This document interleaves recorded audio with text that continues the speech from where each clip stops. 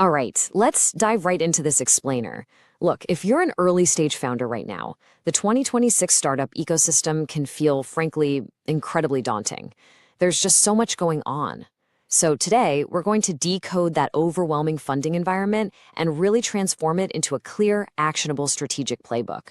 We're stepping away from all the chaos and building a direct, logical path to help you scale your vision. To do that, here is our roadmap. We'll start by tackling the wall of noise, then define the actual startup tools at your disposal.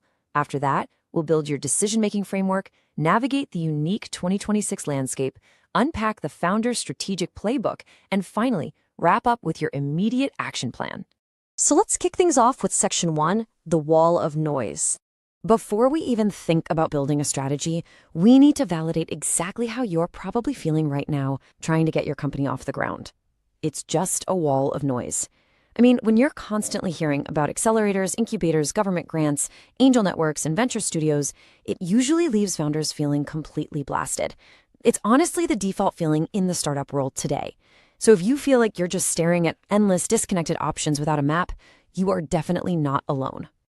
But, we can't just stay stuck in that confusion. Our whole goal in this explainer is to cut straight through that noise and replace it with a focused, highly effective strategy.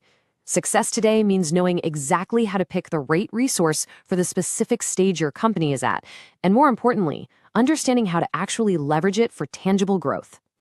Moving right along to Section 2, defining the startup tools. Okay, before you choose a path, you absolutely must understand what the vehicles actually are. Let's look at the classic difference between an accelerator and an incubator. Think of an accelerator as a fast-paced boot camp. It's usually 3 or 4 months designed purely for speed and scaling an idea that already exists, usually ending in a big pitch day. On the flip side, an incubator is a much slower, more open-ended environment. It's really focused on hatching an idea from scratch. They serve entirely different stages of your startup's lifecycle. The crucial thing here is understanding the distinct trade-offs of each tool. Accelerators give you seed capital and a great network, but they're going to demand around 3 to 8% of your equity. Incubators might just charge you fees without taking a slice of your company. Venture studios, they'll actually embed their own engineers and marketers right into your team, but in exchange, they're taking a much larger equity stake. And then, of course, you have grants. These are the magic words, non-dilutive funding. You get the capital to support your R&D, and you keep 100% of your ownership. Knowing exactly what you're sacrificing for growth is the absolute foundation of your strategy. But hey, never underestimate the human element in all of this.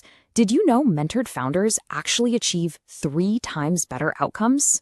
It's wild. Investor networks and accelerators provide what we call smart capital.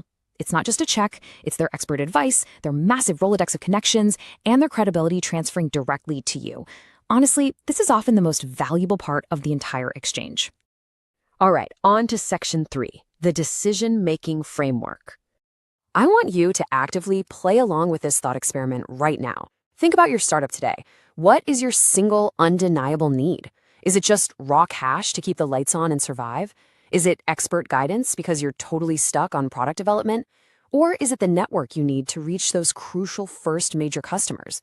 You really have to identify that one critical bottleneck, because your answer dictates your path entirely. This is the priority matrix. Every single day, you are weighing capital, network, and mentorship against your willingness to part with your equity. If expert guidance is your absolute top priority, then trading a little equity for a top-tier accelerator makes total sense.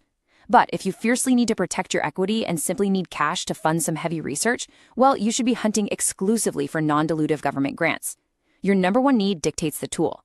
And remember, actually, scratch that. It's crucial to remember. This answer might completely change in 6 months. That brings us to Section 4, navigating the 2026 landscape. 60%. Let that sink in. A staggering 60% of Y Combinator companies this year are expected to be AI-focused. This single statistic is a massive flashing sign showing exactly where the gravity of the market is pulling right now. We are seeing these major, specialized accelerators popping up exclusively to fund and support AI companies. So what does this mean for you? Well, because the generalist programs are leaning so heavily into AI, you must be incredibly targeted. If you're an AI founder, you're looking at places like Excel and Google Atoms. But if you aren't building the next big AI model, you need vertical-specific programs. If you're in health, look at Halcyon. If you're specifically in mental health, look at SeedSpot. You have to find those niche programs that are explicitly searching for your exact type of solution. Okay, let's level up with Section 5, the Founder's Strategic Playbook. This is where it gets really fun. It's fascinating how we can elevate those foundational choices into pro-level advanced tactics. You can dramatically extend your runway using what we call the stacking strategy. Basically, you don't just pick one route. You pair an equity-based accelerator, which gets you the network and that vital seed money, with massive, non-dilutive resources. For example, imagine securing $150,000 in Azure and OpenAI credits from Microsoft, and then stacking that with $200,000 in cloud credits from Google. You're literally stacking these resources to artificially inflate your runway without giving up a single extra percentage of your company. It's brilliant. And that brings us to an incredible pro move, all about timing. If you time your VC pitch right after announcing a major grant win, let's say something like the Braze Tech for an Equitable Future grant, you are leveraging that external stamp of approval. Think about it. A major grant tells venture capitalists that a serious, rigorous organization has already vetted your idea and put money behind it. You walk into that pitch room with massive leverage to negotiate a vastly superior valuation. Now, we've got to talk about the traps where this playbook can go completely wrong. Fatal flaw number 1. Chasing the brand name. Please beware of chasing a shiny logo just to slap it on your startup's website. You have to verify if the program actually offers structural support for your specific industry. We see founders get in, give up a chunk of equity, and then just suffer through incredibly generic mentorship and terrible post-program support. Don't let vanity drive your strategy. And then there is fatal flaw number 2, the grant timeline trap. Look, government and foundational money moves at a snail's pace. It just does. Don't let slow grant payouts kill your startup because the cash finally arrives 3 months after you've emptied your bank account. The solution here is to build a blended capital stack. Mix in venture debt or revenue-based financing to bridge that cash gap and keep the lights on while you wait. Simply hoping the check arrives in time is not a funding strategy. A blended capital stack is. Finally, let's bring it all home with Section 6, your immediate action plan. Let's wrap up this explainer by giving you some hyper-specific marching orders. I really want you to follow these 3 precise steps to stop endlessly reading blog posts and start taking strategic control of your future. Step 1, open a doc and be brutally honest with yourself. Write down your number 1 undeniable need for the next quarter. Step 2, based entirely on that need, create a custom shortlist of just 3 to 5 laser-focused programs. And step 3, reach out to an alumnus. And I'm telling you, step 3 is literally the ultimate cheat code. Reach out directly to program alumni to hear about their actual experience. Send a quick DM, ask for just 15 minutes of their time. This is exactly how you bypass the polished marketing copy and get the absolute unvarnished truth. Ask them bluntly, did the program actually help you raise your next round? Was the mentorship real or was it just fluff? So I want to leave you with this final critical thought. Which specific tool are you going to leverage today to cut through the noise and scale your vision? Armed with this matrix and this playbook, what is the single most important move you will make right now to transform your startup's trajectory? Don't let the ecosystem overwhelm you. Choose your tool, make your move, and go build something amazing.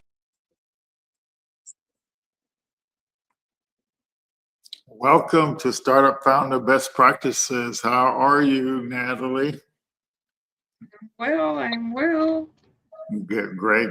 You're coming in loud and clear. Glad to have you here, and thanks for participating in the networking. So it was good talking, good networking going on. Yeah. Yes, a lot of range of and variety of experience. So I really enjoy getting to hear about the projects that people are doing. Yes, yeah, that's exactly right. So I'm happy to have you on. I guess you were in the country until Saturday or Sunday.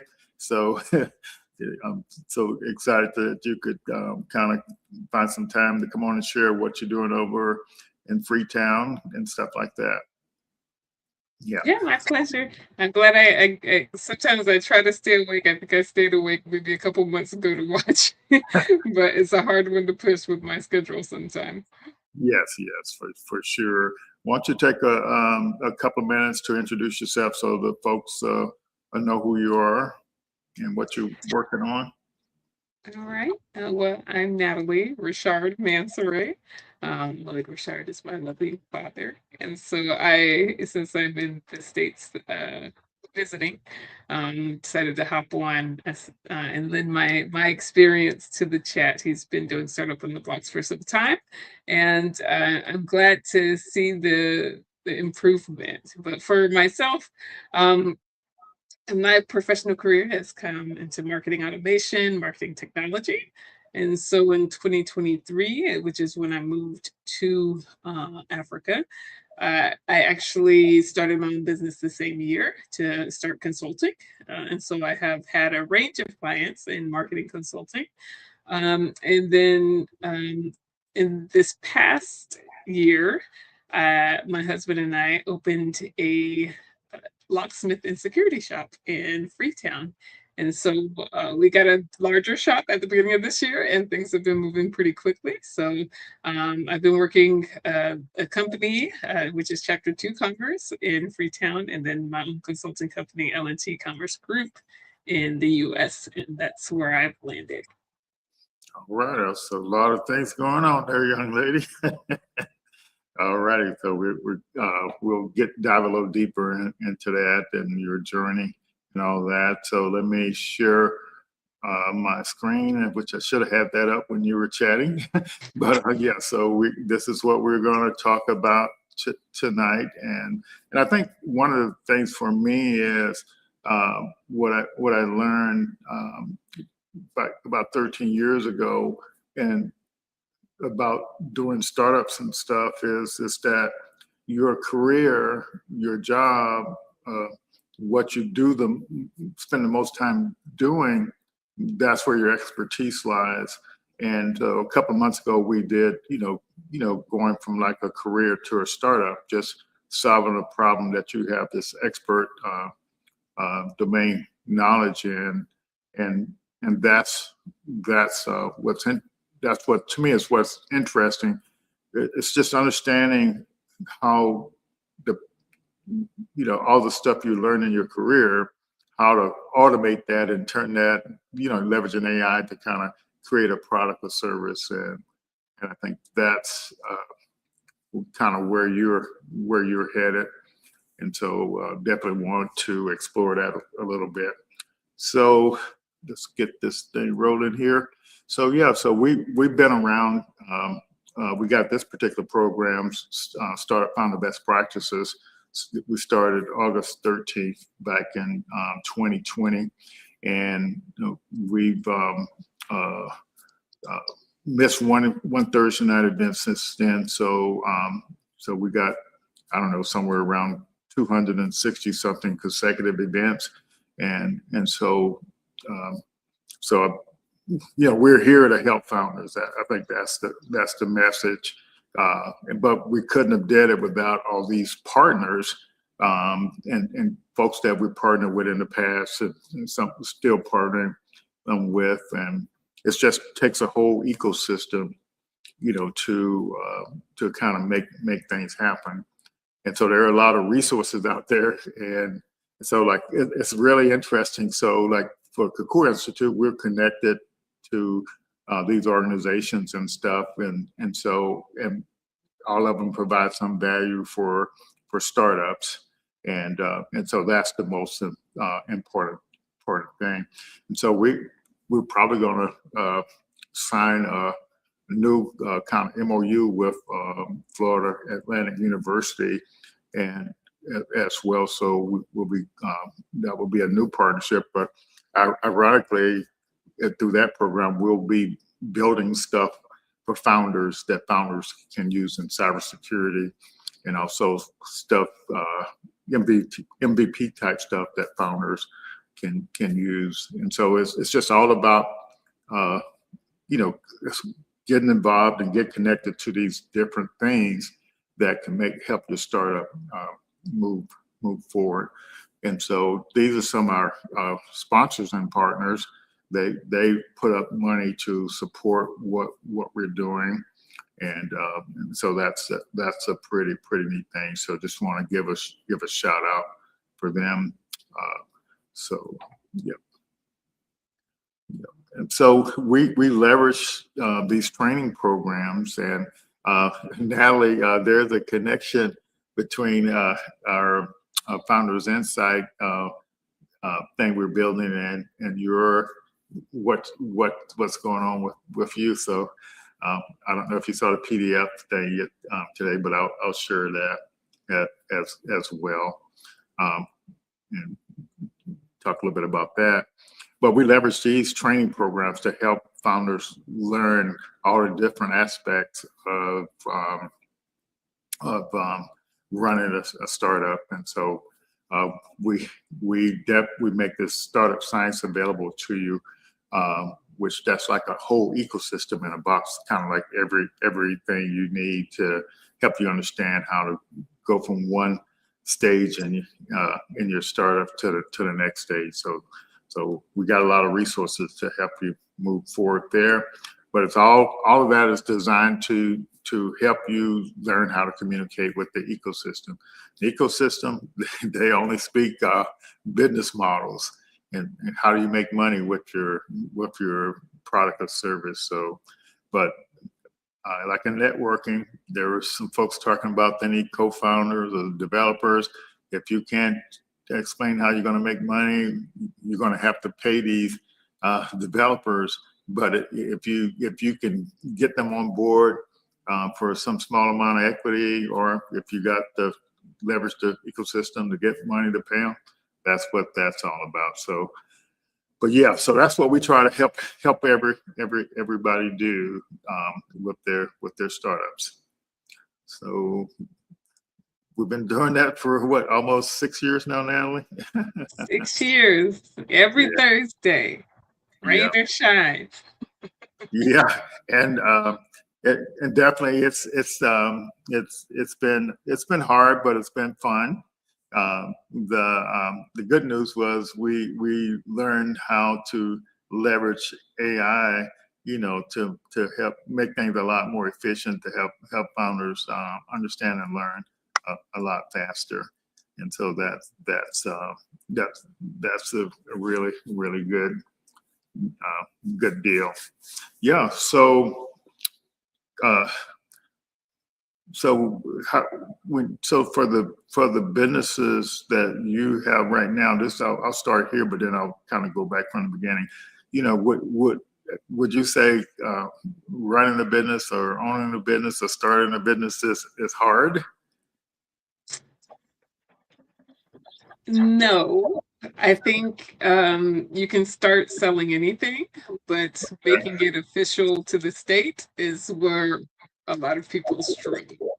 I think in the scaling of it, so you can have an idea and sell it to 10 people, but what about 100? What about 3,000?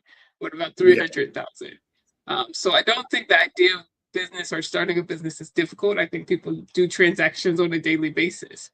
But they don't always look for a return or to duplicate those transactions for their benefit. And so the initial concept, no, but to make it official, to register with the state, to do your taxes, all of those things make it much more difficult for people to start. And that's where they get bogged down. They don't want to start.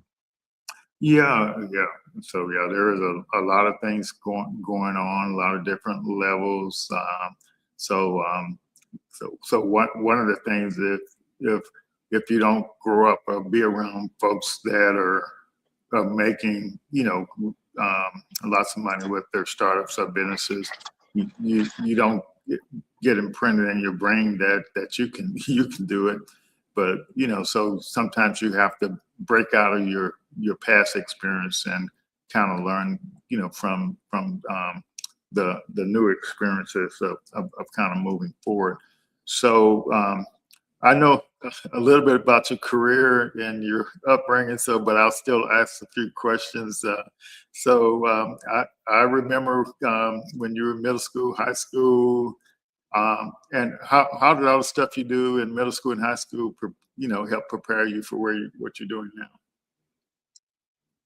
Well, I think back to a few of the activities I did. Girl Scouts. I worked and I got my silver badge and my gold award, my silver award, and my gold award. And that required a lot of independent, self-led motivation to get those done. Because, I had other girls in the troop, but, they didn't necessarily want to be involved at that level. But for me, earning the badges was, there was a lot of gratification in that for me. So to get those larger awards, I think it's actually something that I actually take a lot of pride in, because it was really self-led and no one was forcing me to do that. Yeah. And then the other side of me, I think I was competitive as an athlete. And so basketball, track and field, I was super competitive. And so for me, I started to learn discipline because I wanted to be the best. I wanted to be the fastest. And so I'd wake up early and do my 500 sit-ups and push-ups and jog around the neighborhood. Those were things that, now you'd have to pay children to do that, to do that. But, for me, I was waking up and doing it because I wanted to be the best on the court or best on the track. I ran the 400. So, those things that, I think about initially. Yeah. So, but I would imagine all of that stuff was also team sports, I guess. Yeah. So what? How important was that? Being in groups on teams and stuff like that. Yeah, I think for me it was always, for a long time anyways, was always more lead by example. I never was much of a verbal leader.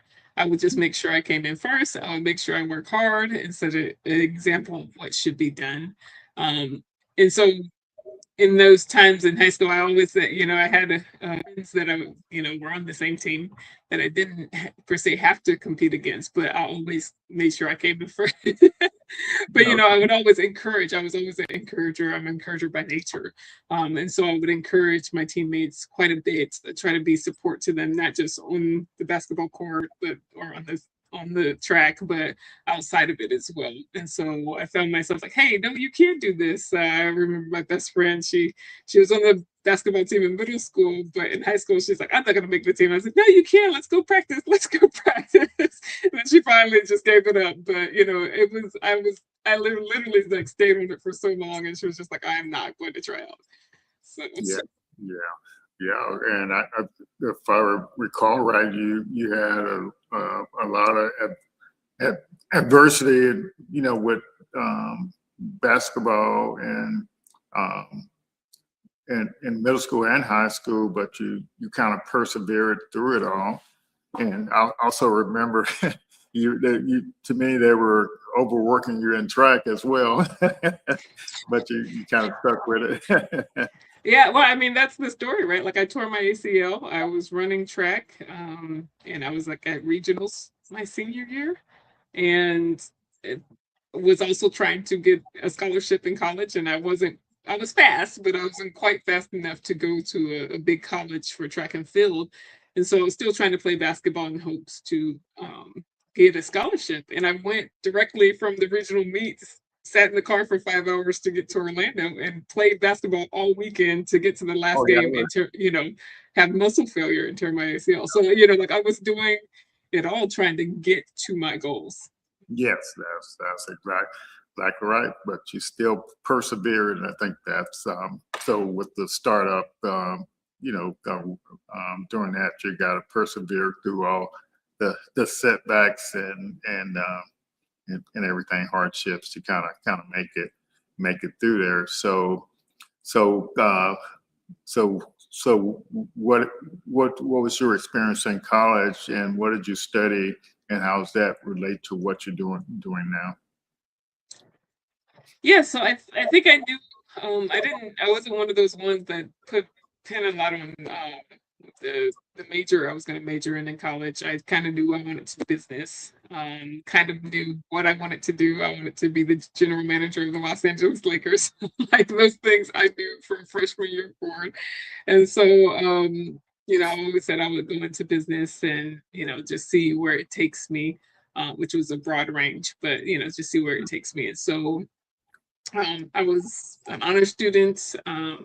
in high school, and so I tried to get into the honors courses in college. But I also like to party, so I graduated well. But through undergrad, which I ended up getting a college scholarship for basketball to go to a junior college, and then ended up transferring to the University of Alabama, finishing there in business administration, and then going to grad school immediately after at the University of Central Florida for business administration in sports business. So that was kind of the path, and where I got my feet wet in a lot of different experiences. Central Florida was a very hands-on program. And so, their goal was to place every student that was in our cohort. And, I ended up getting an internship. I didn't get a salaried position immediately after grad school, but I started with an internship with the Washington Mystics after there. So it was really hands-on, got a lot of different experiences, traveled with the cohort as well to visit a lot of different businesses. So I would say I was very, when I look back on the different assignments and things I struggled with and the things I excelled at in college and grad school, it was hands-on projects. We did a consulting project for Home Depot and Publix, and these were paid that they paid the grad school for. In undergrad, we did a whole fundraiser for one of the students in our business class. So these were I was always doing something in the learning experience. Okay. So just sounds like just still building that foundation. So what happened? I don't remember what happened after that internship in DC with the professional women's basketball team. Yeah. So after then, I was looking directly after. Oh, you're taking me back. I don't know. It was some time. I was trying to work. I literally. Yeah, so I remember you did a little coaching at St. Francis or somewhere. Yeah. Yeah, that was some time after. But yeah, it ended up going to IMG. I was working at IMG for some time, for about a year or so, and then ended up going to coach. That's when I actually came back and started to coach at the junior college I went to, and then ended up going from the junior college to St. Francis to also coach as an assistant coach at St. Francis University, which is in the Pennsylvania one. And then from there, ended up going overseas to play. So played for a couple of years in Denmark professionally, and coached as well in Denmark, Copenhagen, and then came back and had a couple different experiences and ended up kind of in the more workforce. But I think it was my time at IMG Academy, which is a sports academy in Bradenton, Florida. That's where I truly found the business side of where I was like, oh no, this is a career path I like, I'm good at, and I can go forward with. And I was the web manager, web host. And I remember I went down for the interview. They brought me down for an interview. And the night before, I was like, well, they work on a Drupal site. Let me just build a small Drupal site to show at the interview. And she was like, out of 100 and something applicants, you're the only one that could show this level of competency. And so I was like, oh, great. And so to me, it was literally, it took me less than an hour. It was nothing. And, but I guess the talent pool that they received for the position, just didn't meet the criteria. So I was able to work there, but my boss was fantastic there, and she really showed me kind of the email marketing side of my job and how that could really take off. And so as we know now, email marketing is the mailer of our day. This is how you get the most upfront marketing to someone, because it's on their phone. They have their phone in their hand. And so now that it's transformed so much since then, but it's also so much the same. So it's neat. I kind of encourage people along the path as I meet them in my different positions that I've had since, but it's been the thing that I've always come back to. Okay, so a couple things. You so how did the experience in playing ball in Denmark? What kind of skills, of being overseas and traveling? How did that add to your knowledge and and everything? Yeah, I think there's a subset of basketball of maybe international players that have played in Denmark, and we have the, the same experience. And but it was a relational growth there, I think, more than anything, because living in a different country, and at that point, I hadn't really traveled anywhere else except to kind of Armenia to actually visit my mother, but I had been anywhere. Czech Republic, I think I'd been to before then. So I hadn't actually spent any extended time over 2 weeks anywhere. And coming into that culture in a whole different language, actually spending time to learn the language. Okay. And then also, I was playing, but I was also coaching young ladies, which are under 16 team, which, at that time, I think that was the first time I had coached in quite a bit, that age group. Yeah. So, being able to, luckily they learned English in school, so they knew some things, but you really having to relate and also motivate children in a whole different culture. It was really a relational experience there. Okay. And then I was also my host families. Both years were quite, quite, to build the relationships and understand and kind of, I'm living with them. So it really was a master class. And like, how do you integrate? How do you make yourself part of this culture, part of the team or the club, while also making sure you have what you need? Yeah, I remember, and I don't know, remember when you was doing this. So either when you were coaching or whatever, you had to help plan the trips and do the reservations and stuff. So what kind of experience that gave you? Yeah. These are all school skills that I've had.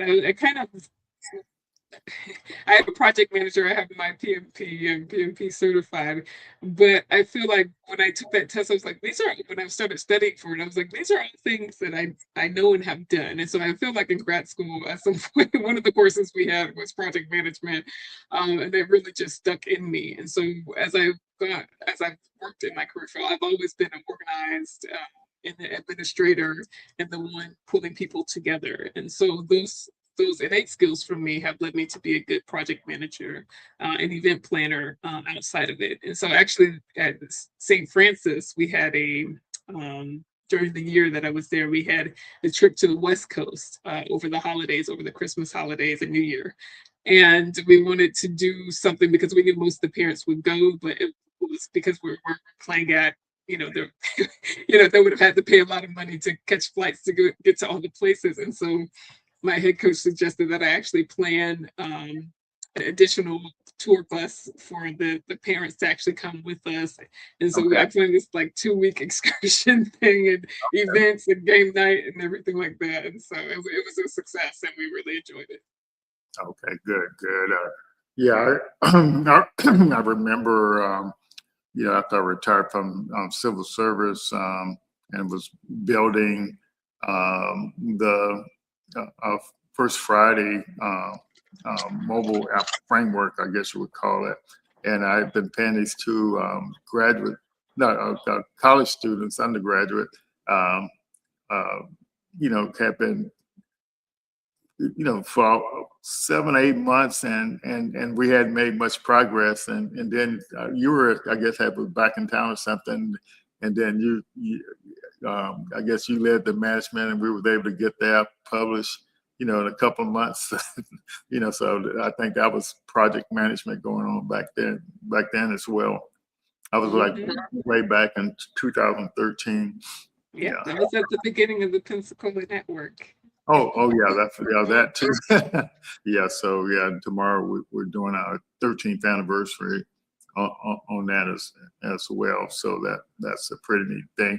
Yeah, so you help with that as well. So that was great because you could help with the startup stuff, and you could help with the network getting that kicked off as well. And okay, so where are we at now? So we're so you IMG, you learned about the email marketing. And so what happened after that? Yeah, so once I came back, I did a stint with the MBA in India. Once I came back from there, I was able to, I had this perfect storm and I had 3 jobs to choose from in 2016. And I ended up choosing a fully remote job. That was it's called the company at the time was called Interactive Marketing, and it was just an email as an agency, but it was an email manager position. And so we worked with professional sports teams and organizations, entertainment. Organizations across the country, and it ended up turning out to be a fantastic experience for me. And I was granted a lot of responsibility um, early on. So it was a learn as you go, but also, this is what our business needs is. And so I had to learn how to communicate um, to C-suite directly. I had to manage a lot of different clients at the same time. It was very much agency life. But through that, I think when I took the position, I was like, well, I'll do this for 5 years. If I feel like I have my feet wet enough, or what it's looking like, and then I'll try to look for something and transition to something else because I challenged myself. And so after around that 5-year mark, I came up and another job opportunity came up, and it was just with in-house at a Fortune 500 real estate company, CoStar. And I ended up transitioning there. It was a nice pay raise for me. So I ended up transitioning there, doing the same job description essentially, but just for internally for our different brands. So it was still almost like an agency setting, but brands had the email person, but I ended up becoming kind of the in-house project management office for email and subject matter expert. So that was a good experience there as well. Yeah. And I think what I'm trying to, by these questions, so like this same idea, leveraging all that experience, and knowledge to eventually turn that into a business or startup or something to move forward. And so so quite a diversity of things. And so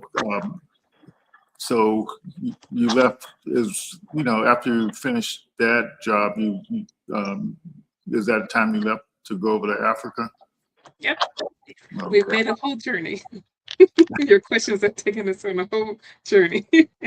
Yeah, and like I said, like people don't realize, the skills you individually as a person gain through all these different experiences, and that's actually valuable. And so now the question becomes, how can you leverage AI to capitalize on that and turn that AI help you turn that into 1,000 of you, so you can actually leverage the results of all that hard work you put in all those years. It's just taking your business experience and finding the patterns in that and seeing how you can leverage AI to kind of move forward. So tell us, from the business side, take us your experience so far in Africa, Freetown. Yeah. So when I got over, I needed a break. Okay. But I'd already gotten a contract before I left with my business, and so I was working with Amazon Alexa, and so I was doing some marketing automation for their different business lines. And so I was there doing that, ended up getting a contract as well with the Basketball Africa League, where we went to about 4 different countries for their season 4 in competition. I was working with league operations, and so it was a lot of project planning, equipment, logistics, players as well, and on court actual execution as well. And so that experience was fun. I got to go across Africa, but then a lot of learning, a lot of relational lessons there as well. And then when I came back, it was a little downtime, but I was able. I got married, and then I was also able to get a contract with one of the fast food franchises in Freetown to help with their marketing. I just so happened to meet the CEO in the airport when I was leaving to go to the BAL. And yeah, and kept in contact. And then he was like, well, I want to bring you in. And so I worked with them for almost a year and finished in December. And opened when I got the contract, I opened our business. My husband and I talked about opening a business. And so we got our minds together. It was like, we'll do business consulting, but we'll also do some locksmith and, another business that's mobile that we can take somewhere if we move somewhere. We're just trying to think more global about the business we start. And so that's why we started the locksmith, the key business. And then, we opened up into a new shop in January. And my husband transitioned from his previous job, his career job, into entrepreneurship. And so, we have a shop in downtown Freetown, right by City Hall. And I'm learning all about business processes and systems. Again, it's like you get older and it's a masterclass in the same lessons you learned 10 years ago. So, sitting back and looking at inventory, looking at cost of goods sold, all of those things. It's going back to my MBA days and, getting to apply some of that, but also still the relational side of learning a culture and learning how the culture operates and how this business is going to operate in the culture. So, So what did you do for Chicken Town? How did you help them? What did you help them with? Yeah, so as you can imagine, Sierra Leone is a developing country, and Chickatown is actually the only franchise with as many locations in Sierra Leone. And so it's a strong visual brand. So people see it, they know what it is, but the company actually wasn't really doing and putting and devoting a lot of money into marketing. And so they wanted to kind of gain their customer footprint acquisition through marketing. And so I was able to come in and start that process. And, as you can imagine, if you've been to West Africa, the way things are done, there was a whole digitalization project that I helped manage outside of just the marketing. I was able to get the company online. They were not online. So I was able to help get them to a kind of more stable online system. And then start the documentation process for the company as well. They weren't doing any kind of documentation that the different departments could actually lean into and gain information about their respective department. And so that was helpful as well. But, I was able to kind of do an audit on their marketing and what they had. So they had some social media that was going, but they hadn't done anything paid. So we started, getting some ads running for the business and, just saw the immediate impact and the immediate traction with that. So it was really, really neat. But in that, it was also a lot of relational. I was now managing a marketing department with 12 people, essentially acting as the pseudo marketing director in that time. And it was quite a labor of love. It was a lot of work, but it was exciting to see the impact. And so our team really enjoyed coming in to work hard, but also seeing that, hey, what we're doing is actually helping the business. Okay, fantastic. So like you said the term locksmith, key lock business, but I don't think you kind of explained the situation with the market there in Freetown. So, just to kind of give folks an idea about that. Yeah, so, West Africa is just small shops. So there's not a lot of glitz and glamour. Businesses, the international businesses may look like something you might see in the States or at a shopping mall or something like that, but most of them are just small shops that people have built. And so when you're looking for someone to do locksmith, you actually have to look. Like, you're not just going to stumble upon. So you talk to someone, they're like, oh yeah, I think someone down the road does it. And then you pull up and there's no big billboard, there's no sign. And so the experience of just getting a key copied, it might take a half day, right?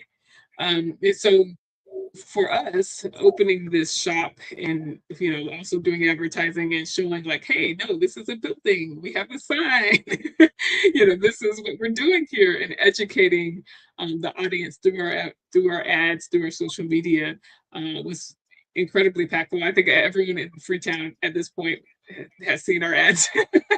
I get into KKs and get in conversation. I'm like, yeah, we have a key business. I was like, oh, the one on Facebook. Everyone has kind of heard about our business at this point. So what's driving the demand about the keys? Because you hadn't mentioned that you all do car keys. So explain that to the folks so they'll get a better understanding. Yeah, so we do regular keys, house keys. We do keys for motorcycles, which there are a lot on the road. The KKs, which are the 3-wheeled vehicles, there's a lot of those on the road. And they're small keys, and so they're not really easy to duplicate unless you have the machinery. And so what my husband immediately did when we opened the business is actually took a course for this online, and then he started buying the machines. And so now we have all of the machines to cut whatever type of key that exists, and program car keys. And so through his expertise and the lessons he's learned, how we've been open, because when we first opened them, he didn't have all the machines, but he would cut some, and we we get the experience. And so we learned small through 2025. Small is what they say in Creole. So we learned little by little in 2025, and then once he fully transitioned from his last role, he was able, we got the shop and we were able to launch full on. And so, yeah, with that car key programming is big because they're now we're having some more auto dealers, but they're mostly international vehicles. And so every vehicle here, you have to understand, is imported. And so these brands like Toyota, whatever, Ford, Peugeot, they don't have offices here. And so in order to if you import your car, you have to import any parts, you have to import any keys. And so for us to be a supplier or distributor for that in country is a big deal. Yeah, because what I understood, you all said that when those used cars come in there, they only come with one key. So if you lose it, you're in trouble there. Yeah. Yes, and now people who call and say my car's been parked 3 months, 6 months because of something, they lost the key or something happened, and we literally have to go and like pull the door apart to duplicate their key. But we get a lot of those calls just because people only have one key. Yeah. So like, what are the different customer segments you all are serving with that? I don't know how to generalize our customer segment. So just on the key business, it's just anyone who it's not even anyone who has a car, because we get a lot of office keys. We get a lot, people just come in and duplicate an office key or a safe key or anything like that. And so the range is large. But what we found is not just in the key business, but also in the cameras and security side, is that now the government people are coming in, right? So it's not just B2B, which is kind of more so what we were expecting, or B2C, was business to customers, what we were expecting. Now it's really become B2B. We really are starting to see that distributor side come up, like, no, we need to supply these people so they can supply their business areas. Yeah. So let's shift gears to your consulting business. So what's going on there, LNT? What's going on there while you're over in Africa? Yeah, so I have one client that's but I'm just doing the marketing consulting. So I really, during this time that I've been in the States, I'm trying to take the time to see where I want to extend the next business line for LNT Commerce Group. and see if, what other revenue I can pick up outside of just picking up another client, right? I think there's ways I can package my expertise to offer here in the States. And so that's what I'm focusing on as the next phase at L&T Commerce Group. Yeah. So if folks out in the audience, do you have any questions for Nathalie or for about your startup or anything? We can answer those. Do you got any marketing questions, email marketing questions, anything like that? So where does all your expertise lie in the email marketing part of everything? Well, like I mentioned before, I can code the emails, which, we don't have to spend so much time on that anymore. But I can code the emails and then also understand the processes and the platforms behind it. So I know a lot of different email service providers when I worked at the agency, and then also just with the different clients I've worked with since. I've been on a lot of different platforms and understand the process of managing and the new regulations that we need to follow in email marketing as well. Yeah. So and I remember when you were working for the commercial real estate company. I think somebody said they had the in the top 5 largest Salesforce installation in the world. So that's like a pretty big deal, working with a company that's got the largest installation, one of the largest, 5 largest installations for Salesforce. Yeah, so, and I think that it was also the depth of use too. I think the utilization of all the tools that Salesforce provide, we were one of the top. So yeah, it's a really neat experience, but also a lot of pressure to manage it correctly. Yeah. So you've got a question: the cost of getting a startup in West Africa, is it expensive? It depends on the business you want to do. You can incorporate a business in most places, fairly reasonable, not more than you would spend here, $200, $300. And then from there, it's what kind of business you want to run and how you want to run it. And so, I've seen people come in and invest a lot of money, way more than what what we had, me, my husband and I had to start in the beginning. And they're doing, they've got all kinds of things running. And then you can come and you can just leverage your own credit. And I was talking to a friend yesterday, and she's she wants to start a KK fleet. So she wants to hire drivers and buy the KKs and just have her, run around and pay them back, right? So it's a part of, helping them develop as well as her to have some revenue while she lives there. So, and that's a simple entry. She's just leveraging her own credit to do that. So there's all kinds of ways to actually get in and start. Yes. So, yeah, that's a wide range of things you've been involved in, and I want to do a little experiment here, just to kind of help people understand how you can take all your career stuff and actually turn it into a scalable startup business.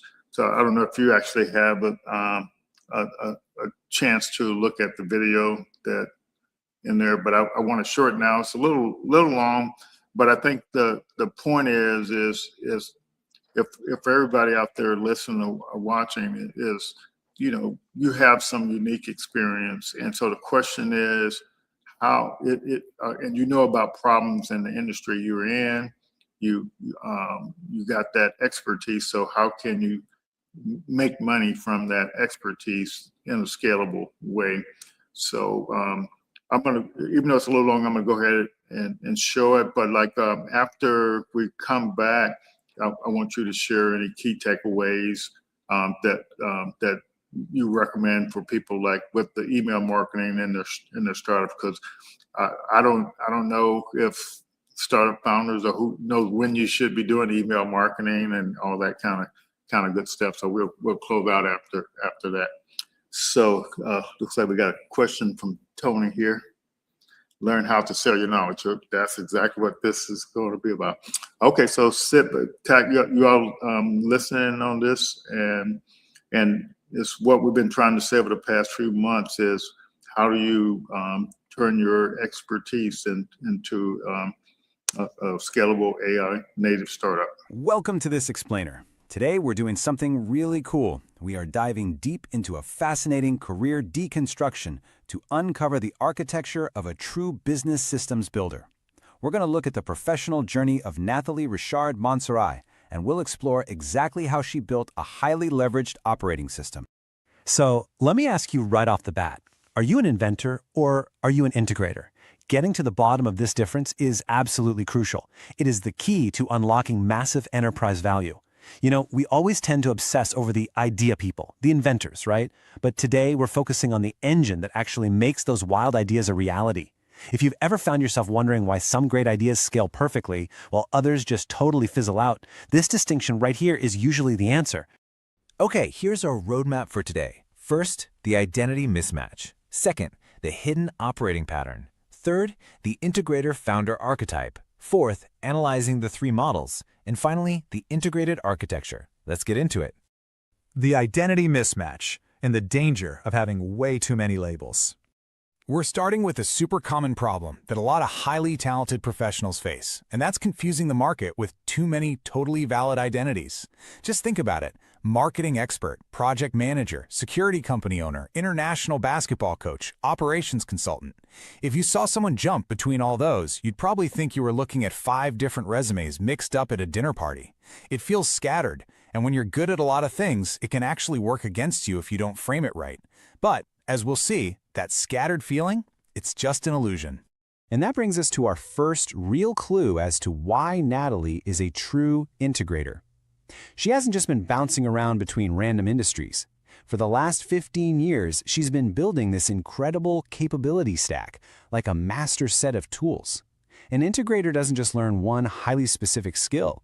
They master the entire convergence of people, process, technology, execution, and growth. That stacked combination, that is the highly valuable asset she brings to the table. Section 2, the hidden operating pattern. Let's extract that master framework. So, instead of looking at her career like a boring chronological list of jobs, we can group it into these 5 distinct eras of capability accumulation. Notice how they all feed directly into one another. Era 1 in sports gave her the absolute foundation of performance leadership. She took that straight into Era 2, driving digital execution through complex campaigns, which naturally demanded a step up into Era 3, building the actual marketing systems and automation to handle that load. That technical fluency set her up perfectly for Era 4, managing enterprise operations and major change management, which finally culminated in Era 5, stepping fully into global entrepreneurship. Every single era compounded. It's like stacking the exact foundational blocks needed to become a modern integrator founder. And through all of that, from managing literally millions of emails at IMG Academy to running international sporting events, a core, totally reusable pattern emerges. An integrator basically takes pure chaos and runs it through this exact 6-step machine. First, they diagnose the bottleneck. Second, structure the environment. Third, coordinate the resources. Fourth, automate the repetitive stuff. Fifth, measure the output.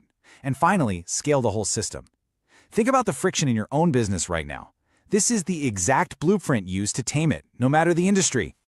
All right, Section 3, the integrator founder archetype. This is all about converting vision into reality. This is the core of what we're talking about today, and exactly why Nathalie embodies this archetype perfectly. Look at this contrast. The inventor founder says, hey, I have a great idea, but the integrator founder says, I can assemble the people, the technology, and the processes into a functioning business. While the inventor's in the clouds dreaming up the vision, the integrator is the rare engine actually building the factory on the ground to produce it. We see it all the time. Founders with an amazing product but literally no idea how to build the systems required to scale it. And that's where this unfair advantage stack comes in. Her real superpower isn't any one single slice here.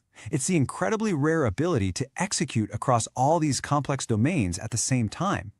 Because she has this specific stack, she operates as a business technology translator.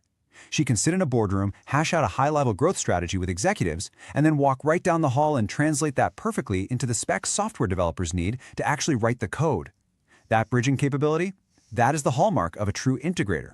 Section 4, analyzing the 3 models. Where exactly do you deploy all this capital?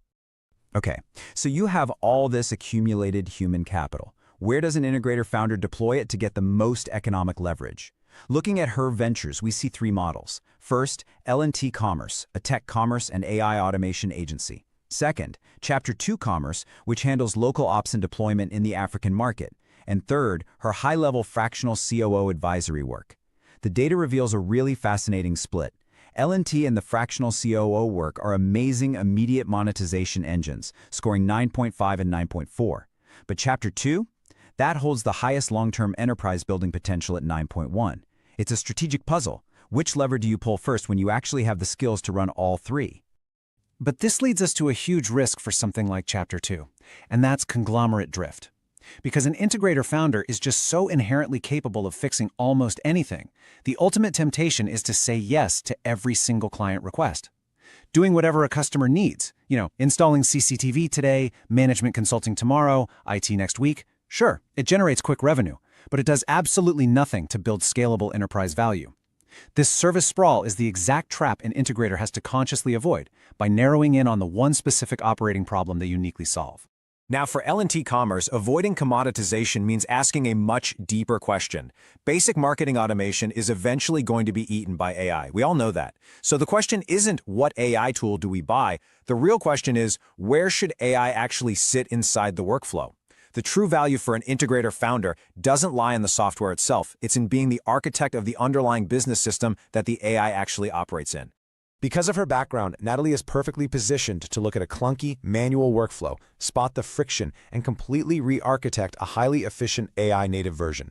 Check out this shift. Instead of a manual pipeline where a lead just sits in a CRM waiting for someone to type up an email, she designs a flow where the lead comes in, an AI agent instantly qualifies them, enriches the CRM data automatically, and executes the follow-up. She doesn't need to be the software engineer writing the AI code. She just needs to be the master integrator, seamlessly connecting the data, the workflow, and the tech to multiply human output. Finally, Section 5, the integrated architecture. Let's build the operator OS. Let's explore how we pull all of these totally separate models into one unified powerhouse. The biggest takeaway here is that a mature integrator founder doesn't actually need to choose just one path. They build an ecosystem where the parts reinforce each other. These three models aren't competitors. They form a compounding value chain. Each business solves a different problem at a completely different scale, and together they create this highly coherent, defensible founder architecture. Here is that master architecture in action, stacking her three ventures. Imagine a founder comes to her with a major scaling problem.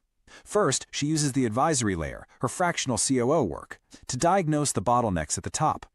Second, she uses the technology layer, L&T Commerce, to build and implement the CRM and AI tools in the middle. And third, she leverages the deployment layer, Chapter 2, to execute the physical operations on the ground at the bottom. Diagnose, build, execute. It's perfectly integrated. So to actually execute this massive shift, here is the exact operational roadmap to transition from selling her personal time to selling a repeatable system. First 30 days. Unify her identity around being a business systems builder. By day 90, productize those audits and operating system builds to get away from generic consulting. At 180 days, focus heavily on generating hard evidence in case studies. And by 12 months, the ultimate goal? Systematize templates and AI agents. In just a year, she goes from Nathalie does the work to Nathalie's system does the work. And when you unite all of those layers into one cohesive system, boom, the combined strategic value score skyrockets to an incredible 9.6 out of 10. That's not just a made-up number, it represents the massive multiplier effect of her unified skills, because every single component of her background now solves a different, highly valuable problem for growth stage businesses. Her overall enterprise value compounds exponentially. I turn founder-led companies into operationally disciplined organizations. That word right there, disciplined, is everything. This is the ultimate economic proposition of the integrator founder.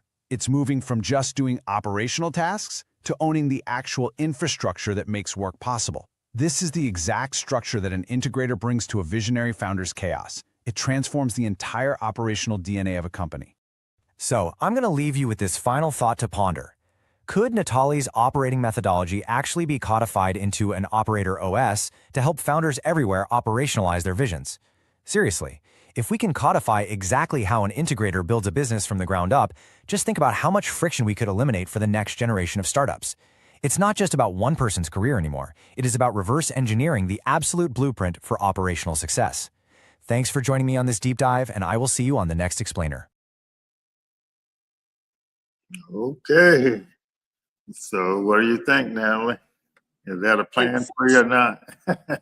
That's pretty neat. I've watched so many of these startup winning blogs, and you do this with everyone that comes on to push them to the next step. So I do know I definitely it's reading the room well. So Yeah. But like I think so letting AI kind of like analyze your career and then sort of suggest some ways that you could capitalize on all that knowledge. I think that's a really neat thing. Yeah. But I think that last slide here, the last quote it showed really said it. Okay, good. That operational knowledge, that operational discipline, I think, is where I see people struggle and administratively with their businesses. And I do think maybe there's already something in Replit in the works. Well, you got a lot of choices there, and moving forward. But I think to me the most important thing is that leveraging AI to take your knowledge and turn it into software, and so you can actually scale that knowledge and make money transition from you physically doing the work to the platform doing the work based on your knowledge and expertise. And to me, that's what the startup world is. It's all about whatever niche folks work in, they create products in those niches because they understand them well, to kind of move forward. And just based on all the knowledge and stuff, we've been, working with founders, and my Lanika system, in this case, Lanika's listening, my Lanika system. You just use her name all up and down the street. Yeah, basically, it analyzed, and so just folks, so you understand, I downloaded her LinkedIn profile and used my personalized Lanika system to analyze her profile, and then that extracts all the patterns out of her profile and suggests what to do next, and so that's what that video is based on.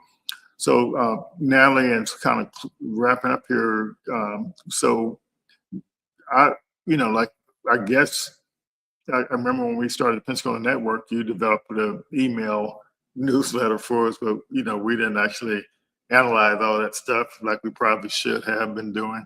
But when and what do you recommend as far as a startup, or what stage do you recommend this email marketing strategy for generating leads? I think this is the new business model. We talk about validation and making sure that there's a problem that needs to be solved and asking around.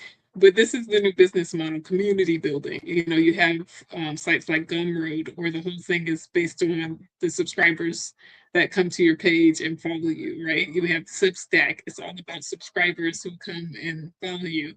And so the answer is immediately. I think if you don't start reaching out to the customers and again, then you lose out on a repeat sale or a word of mouth through that consumer base that knows or that has had hopefully a positive experience with your brand or your company.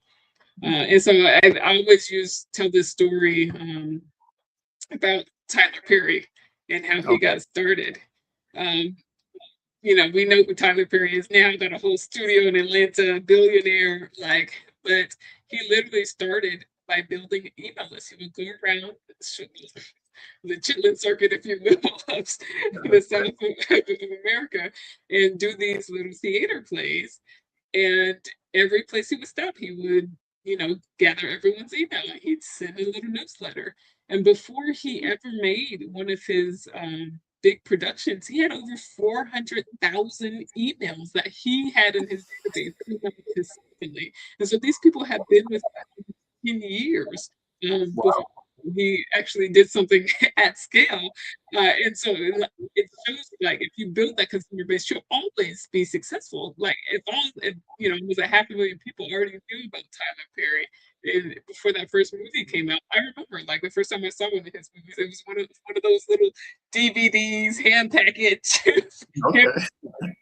And so he was able to capitalize just because he already had a network that was so incredibly large by his small efforts of just going to different churches and putting on a play. Okay. All right. So before we wrap up here, anybody got any last minute questions for Nathalie? How do they get a hold of you, Nathalie? You want to post your LinkedIn profile or email or something? So so I'm on LinkedIn. That's Nathalie Reshard because you can't change your URL. So I'm on LinkedIn as Nathalie Reshard. But you can find me on platforms for the most part: Facebook, Instagram. I don't really do TikTok, but you can go to my website, lntcommerce.com or chapter2.sl. We have a website for both companies. And reach out to me at my email at ask.nathaliereshard.com as well. Okay, all righty. So those are some ways to get a hold to Nathalie. All righty. Anything else you want to share before we get off here? Yeah, I would say, your network is your net worth. I think I've met beautiful people, and even though I may not have be the angel investor to take them to the next level that they want to get to immediately, I absolutely have someone in my network that can help you. And I remember about a book we read in grad school, The Power of Who is not about what you know, but more so who you know, and how to interact with those, how you interact with those relationships. And so you never know who you've met along the way, who in your network can be of help. And so if you connect with me on LinkedIn, when they're like, hey, I really need to talk to this person, reach out, I'll make a introduction, get you maybe to the next step. Hey, Nathalie, could you paste your email address into the private chat so I can paste it so it'll go to all the different YouTubes and everywhere? Yeah. All righty. Yeah. So that network is pretty important. Definitely make sure you hear about that. And folks remember from last week, Robert Eldor working with FAIU, definitely he's got some interns that can work for you for a couple of months, 20 hours a week that they actually pay for. And so, that's pretty neat. I already got about 3 projects for them. So yeah, so we definitely, it's to paste that back in the wrong place. Let's see, can I get it out here? Yes, but yeah, so yeah, just take advantage of these resources that are out there to help you keep moving forward. And remember, just reach out if you want to join our Founders Insight program, and so we can provide you with some AI resources and some mentoring to kind of help you. Help you move forward. So just be aware of that. Don't hesitate. So we were in networking, and so I'm going to try to figure out a way to simplify the instructions so people make it easier for people to follow the instructions. Because once you join a program, I'm going to give you some step-by-step instructions, and so the only way what we have is going to help you if you follow the step-by-step instructions. And I can't say how important it is. There's literally no reason to wait do anything. Just do what the instruction said. If you got questions about how to do it, just reach out. And so that's so important. We've been working with directly with founders through our program for the last 6 years. But before that, I've been, coaching founders, since I retired from the government and after I started learning about the ecosystem. And so, but it's real important to follow the instructions, because you miss out on opportunity when you don't follow an instruction. But I'll try to figure out a way to streamline the instructions so that won't be difficult to follow. All right. Thank you, Nathalie. Thank everybody out there. We really appreciate you all, and we appreciate the participation. And thanks a million. We'll be back next Thursday, and with some more information to share. And I will definitely be able to devote a little bit more time to the founders I've been working with. 18 students and another 4 on the job training folks. So it's literally exhausted all my mental power. So maybe I'll get some back and can do some more with the founders. But it's always fun, and I learned so much from working with founders, working with students, and it's just helped my journey quite a bit to move forward. And definitely glad to be able to participate. All right, see you all next week.